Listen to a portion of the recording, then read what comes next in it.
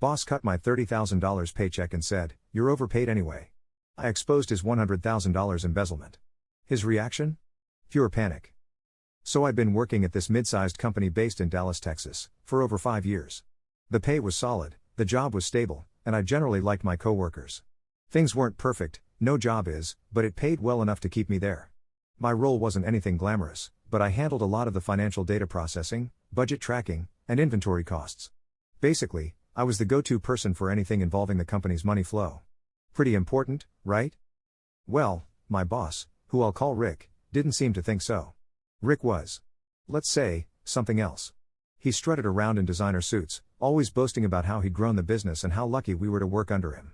The thing was, his growth ideas mostly involved slashing budgets and cutting resources. He loved to brag, but he rarely did any actual work. Rick had a very specific way of dealing with people. If you weren't useful to him, you were ignored.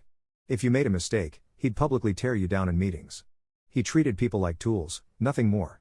Over the years, I'd seen good employees leave just because they couldn't take his micromanaging and manipulation anymore. Honestly, I don't know why I stayed, except that I really didn't feel like starting over somewhere else. One Monday morning, Rick called me into his office. Now, usually, he ignored me unless there was some big project that he wanted to look good for. But today, he looked downright cheerful, never a good sign. He was leaning back in his big leather chair, spinning a pen between his fingers, and when I sat down, he pushed a single sheet of paper across his desk without a word. I glanced at it, and my heart sank. It was a salary adjustment form. Effective immediately, my pay was slashed by $30,000. I had to stare at it for a second because my brain couldn't process it. "Rick, is this right?" I asked, barely keeping the tremor out of my voice. He leaned forward, his eyes gleaming with that arrogant smirk of his. "Yes, Frank, it's right. We're restructuring. Honestly, you've been overpaid for a while now. And this," he tapped the paper, "is more in line with what you're worth. If you don't like it, the door's always open." There was no warning, no discussion, nothing. Just a cut that would completely upend my life if I accepted it. I remember just sitting there, trying to stay calm, fighting the urge to blow up at him. But I didn't want to give him the satisfaction of seeing me riled up. So I just nodded, pocketed the paper, and walked out without a word. Rick thought that was the end of it. But that day, something changed in me. I'd dealt with a lot from him over the years, but this was beyond anything I could ignore. I wasn't going to let him screw me over without a fight. The thing is, over the past few months, I'd noticed some strange things in our financial records. Odd transactions that didn't line up with our projects, suspicious-looking charges that I couldn't trace back to any official expense. At first, I thought maybe it was just sloppy bookkeeping, but now I wasn't so sure. If Rick thought he could mess with my income, I was going to take a long, hard look at his. Since I handled a lot of financial data, I had access to most of our transactions and invoices. But I wasn't about to just go digging where I didn't belong without backup. I reached out to a friend in accounting, someone who'd been on the receiving end of Rick's temper more than once. Let's call her Sarah. I didn't tell her everything right away, I just asked her to keep an eye out for anything unusual, particularly anything that might involve Rick's approval.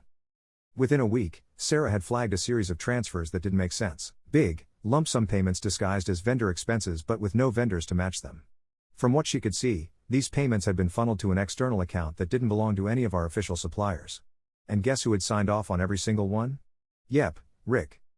Now I was intrigued. I started pulling old files, invoices, anything I could get my hands on.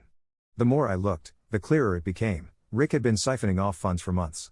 He'd set up a fake vendor account and was funneling cash into it under the radar. Altogether, he'd managed to skim at least $100,000 off the company's finances.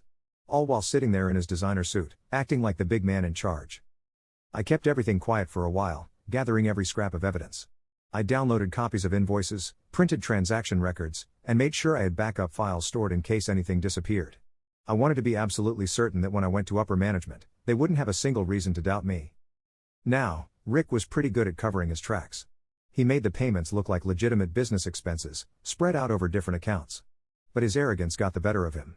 I found emails where he'd approved transfers with barely any explanation, transactions that no one else would have been able to authorize. It was almost like he thought he was untouchable. The tricky part was figuring out when to make my move. I didn't want to blow it too early, but I also didn't want him to catch wind of what I was doing.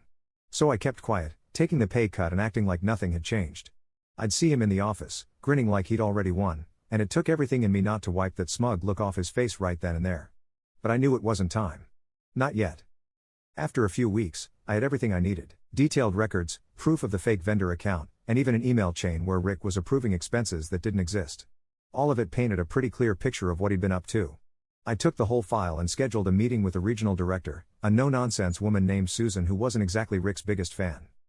I walked into Susan's office, calm and collected, and laid everything out on her desk. She started flipping through the files, her face going from confusion to shock to pure, cold fury. She looked up at me and said, "Is this all real?" I nodded. "It's all there. I can show you every transfer, every fake invoice. He's been siphoning off company money for months." Susan just sat back, staring at the pile of evidence in front of her. She didn't say much after that, just told me to leave the file with her and keep everything to myself for now. Susan didn't waste any time. The very next morning, I came in, and the office had this quiet, tense feeling to it.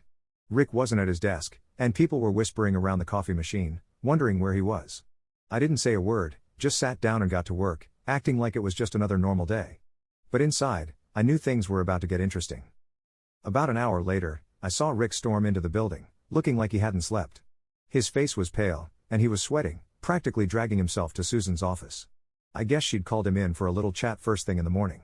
He slammed the door behind him, and for the next half hour, I could see him through the glass walls, flailing his arms, pointing his finger, looking desperate as he tried to explain himself. Susan was stone-faced.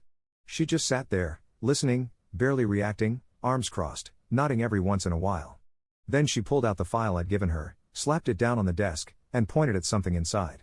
Rick went quiet. I could practically see the color drain from his face as he realized that his usual tricks weren't going to work this time. No excuses, no fake charm, he was caught, and there was no wriggling his way out. After what felt like ages, Susan finally called security. I watched as two of our building's guards walked up to her office, knocked on the door, and stepped inside. A few moments later, they came back out with Rick, who was practically shaking. He kept glancing around the office, looking embarrassed and furious, but he didn't dare make a scene. The guards escorted him out of the building, and just like that, he was gone. Now, I thought that was the end of it.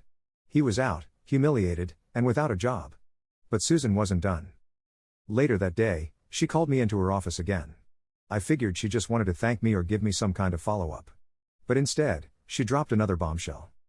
"Frank," she said, leaning forward with a little smile, "we've decided to pursue legal action against Rick. Turns out, the amount he embezzled is a bit more than we initially thought." Apparently, when they dug into his accounts, they found even more stolen money that he'd managed to hide. Altogether, he'd actually skimmed closer to $150,000. Susan explained that they'd already filed charges and that Rick was now under investigation. If they could prove everything in court, and they had plenty of evidence, Rick was looking at serious fines, potentially jail time. And that wasn't all. Because of the legal action, Rick's assets were frozen. That meant his bank accounts, his fancy car, his investments, even his house, all of it was locked up. The company was suing him not just to recover the money he'd stolen but also for damages. He was going to be left with nothing. Over the next few weeks, news spread around the office like wildfire. People whispered about Rick's downfall, and no one seemed too sad about it. Word got out that his wife had left him after finding out about the embezzlement, taking the kids with her. He lost his house, his family, his career, and all because he thought he could take advantage of everyone around him without consequences. But the best part? A few months later, I got an official letter from the company. They'd settled the case against Rick, and as a thank you for exposing his scheme, they gave me a nice bonus, a pretty significant one, actually. It didn't just make up for the pay cut, it went well beyond that. Not only did I get my full pay restored, but I also got a promotion to a better position, with a solid raise on top. Susan personally thanked me for handling everything so discreetly and professionally. She said that without my work, Rick might have gone on stealing from the company for years. Now, whenever I look back on it, I don't feel bad for Rick. He dug his own grave, one stolen dollar at a time. He tried to play me, tried to treat me like I was disposable. In the end, he lost everything because he was too arrogant to see the trap closing in around him.